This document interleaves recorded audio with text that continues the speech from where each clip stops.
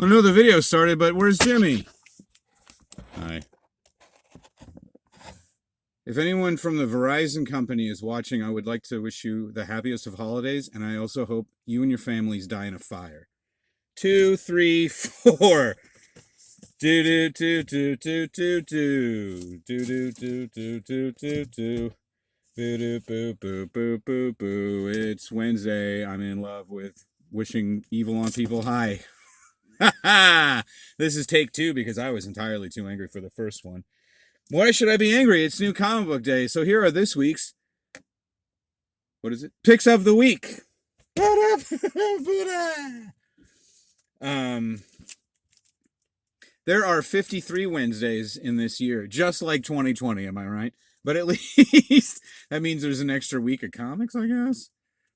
And also, honestly, I'm not mad about it, but it is worth mentioning to myself in the future. Hide me. Um, Traditionally, the week between Christmas and New Year's is a lighter week, and Marvel put out every every title that Marvel put out this week, which was lighter for them, but they're all titles that I get. I didn't have a lighter week, which I'm not complaining about, but I was kind of looking forward to not eating out of the dumpster this week. All right, it'll be worth it. First up, I got Ghost Rider: Return of Vengeance, another '90s relic for another '90s relic. Um, I also even went with the variant edition. The you know they just do. Why don't they just do one cover? I don't know, or do 2 or 3 covers. I also don't know. But this is a variant. This one's by Ryan Stegman, and just because I liked it a little bit better. It has definitely got, because this is very much, as I might have mentioned, a '90s throwback. And so Stegman's even really, this is very 90s Ghost Rider. Vengeance was a character in the 90s Ghost Rider written by Howard Mackey and drawn by Javier Saltares, who have come back to do this issue. And to be honest with you, I don't remember the character very clearly from when I was a kid, but I loved Mackey and Saltares Ghost Rider. Well, first it was Mackey and Mark Texeira, and then I think I kind of lost interest after Texeira left, but I still read it for a good long while. And I'm slowly but surely, like, I haven't really been buying any back issues at all lately because I've got nothing but reading material as it is. But I am trying to fill in that run of Ghost Rider, the 90s one, my Ghost Rider. I still really like Johnny Blaze. I don't much care for Robbie Reyes' Ghost Rider. I like him in the Avengers, just not in the Ghost Rider. Anyway, this is a fun little, and this is something they don't, I'm trying to remember when they started doing that. Marvel did, gosh, I want to say it was within the last 10 years. No earlier than that. It might have only been within the last 7 or 8 years. Marvel started doing a series called From the Vault, which was nominally lost issues. I only bought one that was for the Thunderbolts.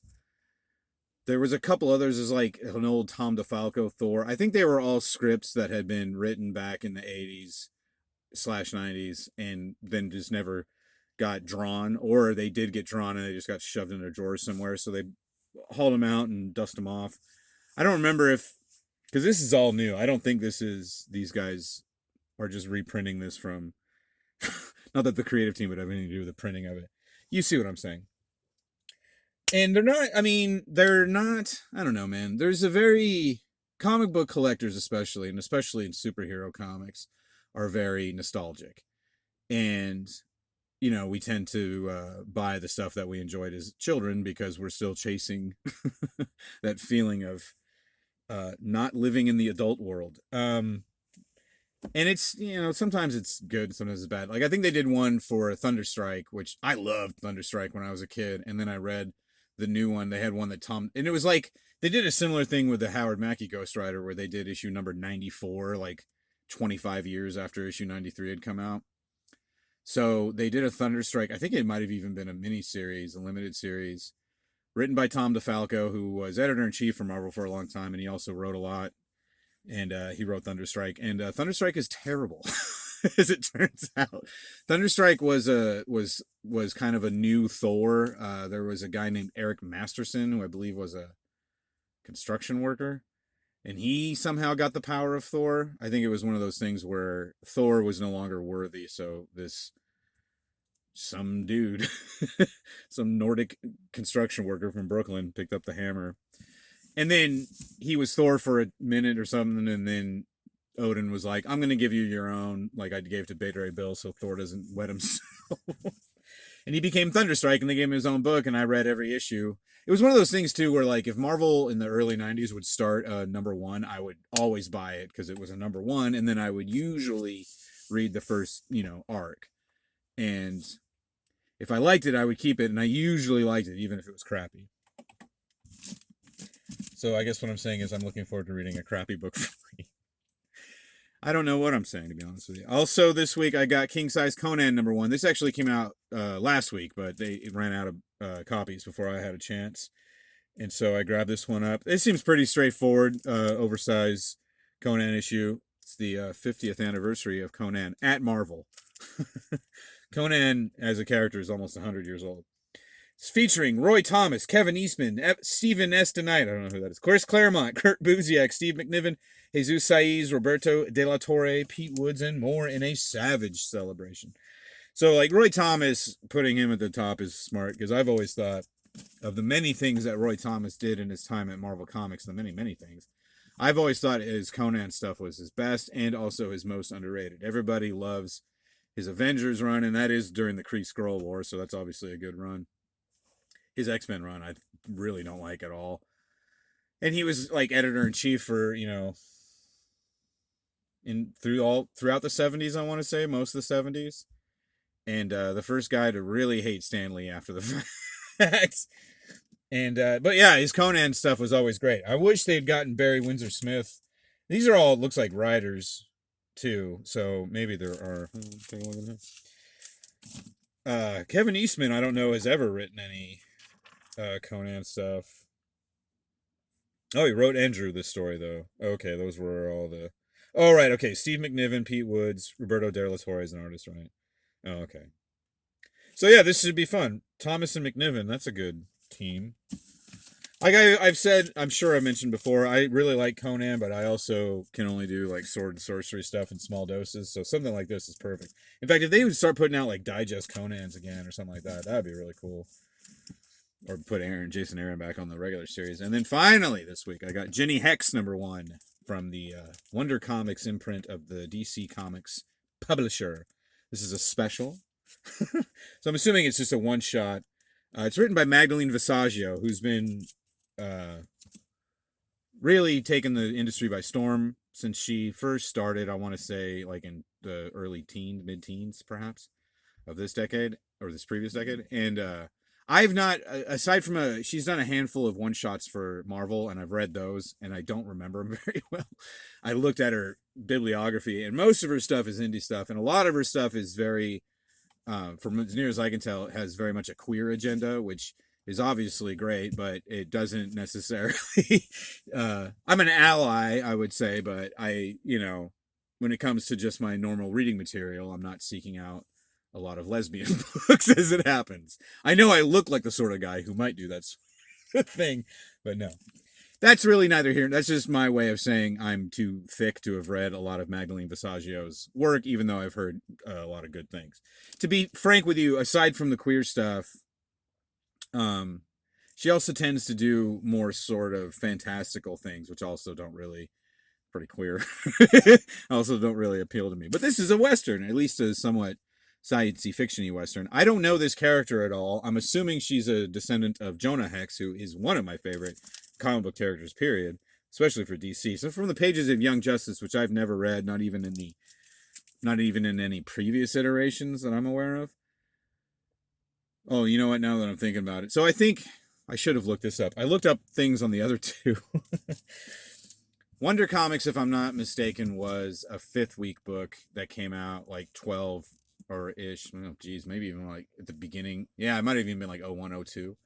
And a 5th week book, as I've explained a million times.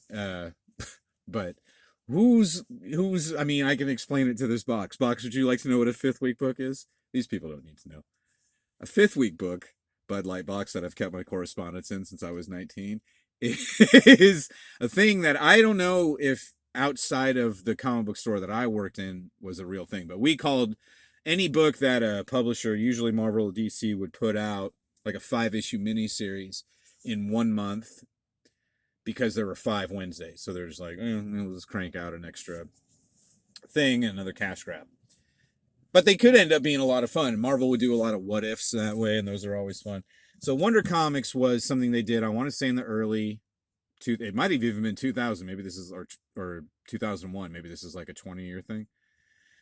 But it was an alternate universe where I believe, because I only read a handful, but I believe the premise was it was all female superheroes, or at least more female superheroes than normal.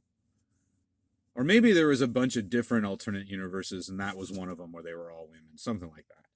So that would fit this. And Young Justice, if I'm not mistaken, spun from that Fifth Week book and kind of became its own thing for a minute. And then I think Brian Bendis brought it back when he came back to DC. Boy, a lot of speculating going on today. And I speculate that that's fine with me. That was Picks of the Week. Ba-da-ba-da-ba-da. And now Picks of the Week. Okay. So since this is the year-end episode, I was going to try to go. I started to watch all of these and was writing down everything I'd read so I could kind of go back over it, but I only got up until May. I'll probably keep doing it just to like remind myself, like, oh, right, I have mentioned what a Fifth Week book is a million times. But, I do have an extra book here. Okay, yeah. So, yeah, I didn't get to all that, but I think there will be plenty of time for that in the future. First up, last week I read the comic book History of Animation #2. This was, again, a perfect delight of a book. This was all, I thought it was, because it's called Looney Studios, I thought it was going to be more about the Warner Brothers. But this was more about Walt Disney and just how thoroughly he made everybody near him hate him.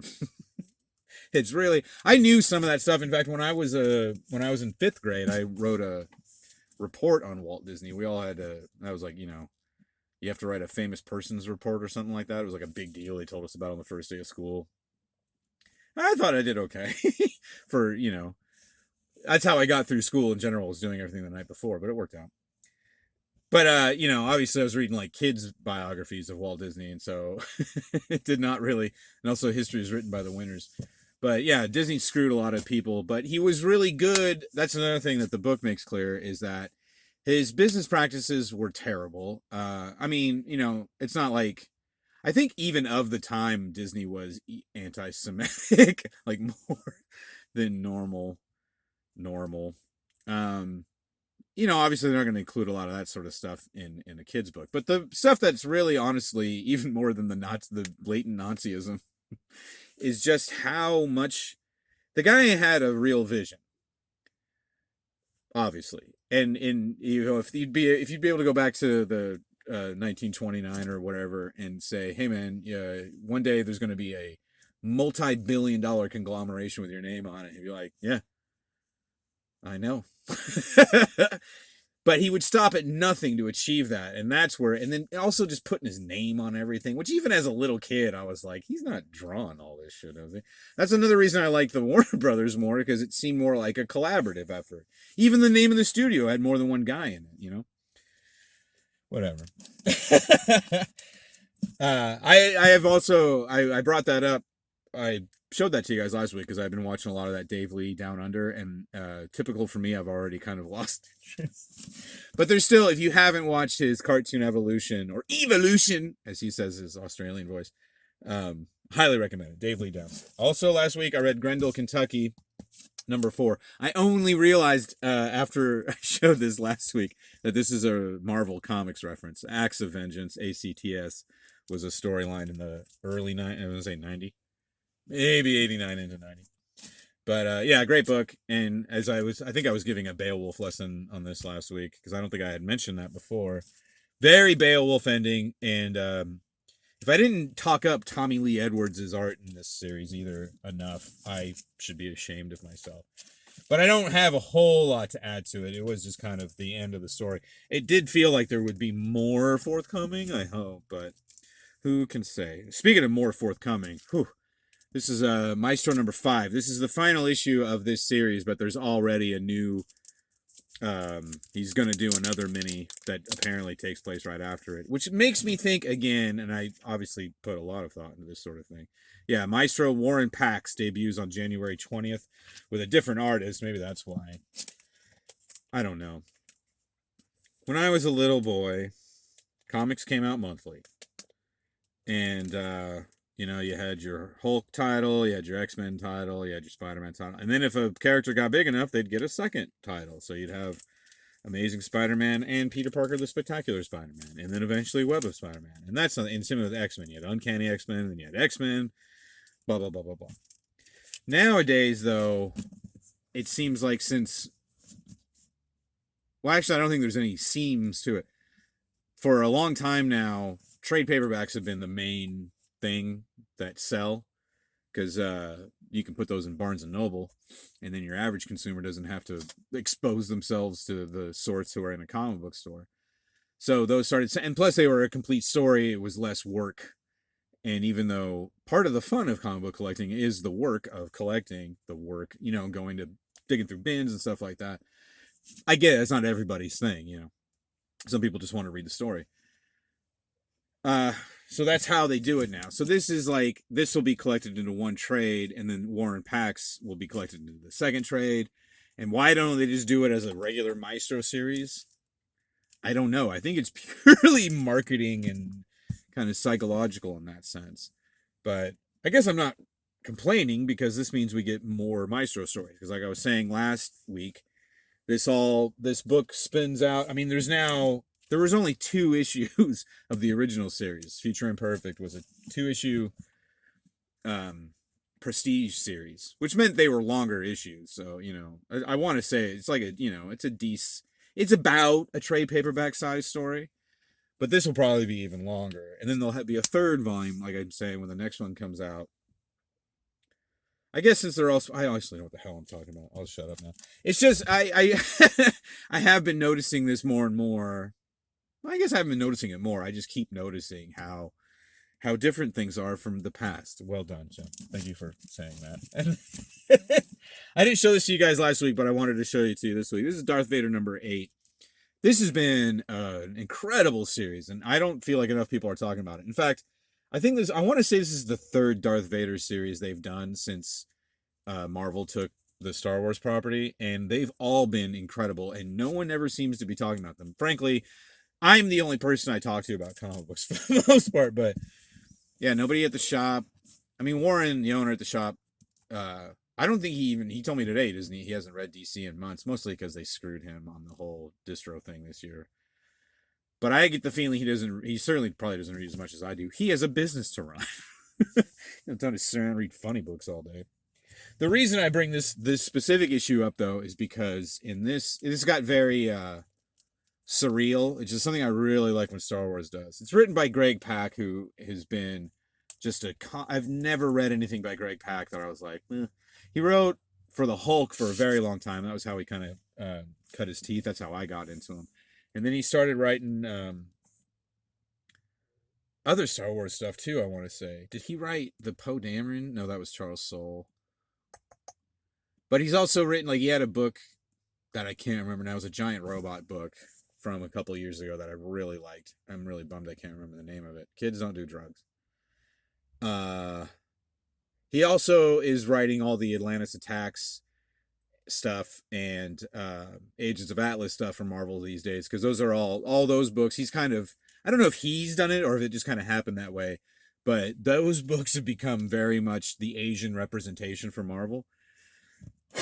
And Pak's not writing all of them, but he does seem to be spearheading that anyway, which I think is cool too, because I do like when there is more multicultural representation in superhero comics, because I have a million white guys that I can read about that's like, all right, I'd like to read about a Pakistani girl if you have one of those laying around. And so they have this book, Ms. Marvel. What am I on about? Okay. So in this series, in this storyline right now, it takes place between Empire and Jedi. And so now that it's known, it's out there that Luke is Vader's son, the Emperor is pissed because, as I kind of, because Empire is actually one of the movies I watched the least, and I always kind of forget how when Vader tells Luke that he is Luke's father, he says, "Come with me, and we'll rule the galaxy together." He wants to cut the Emperor out of it, which that never comes up again in the movies, but they've made some pretty good hay out of it in this book. And so now the Emperor has sent him, as punishment, has sent him back to Mustafar, which is the fire planet where he lost his arms and leg, or was it legs and arm? Where he lost 3 of his 4 limbs. And he is not allowed to use the Force. If the Emperor senses him using the Force, he will be destroyed. So he has to just kind of survive on this fire planet all by himself. And it's another one because Star Wars does this. I've always thought since Empire that Star Wars does this well. Like there's that scene in Empire where Luke goes into that cave on Dagobah and he fights Vader, but it's himself. It's like a dream sequence. There's a very similar one to this, and it's so good. And there's something that people will easily and with joy kind of, crap on the prequels.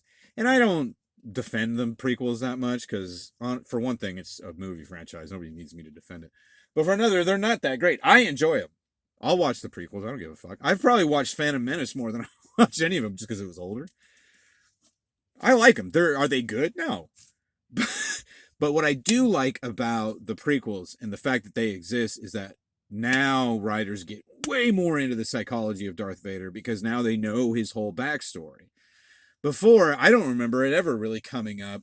My friend James Cotton, hey buddy, he's a big Star Wars guy, and he told me there's a novel that they did a lot of this in before the prequels, I want to say, or maybe right after them. But I really like that sort of thing. I like I like the notion of that the villain is the hero in his own story.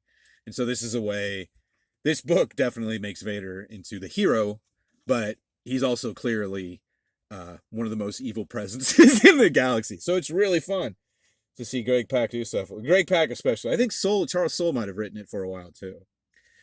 But I tell you one thing for sure. I want to shut up and get back to... Well, I have to get back to work, but then I can read. So I guess that was Picks of last week. I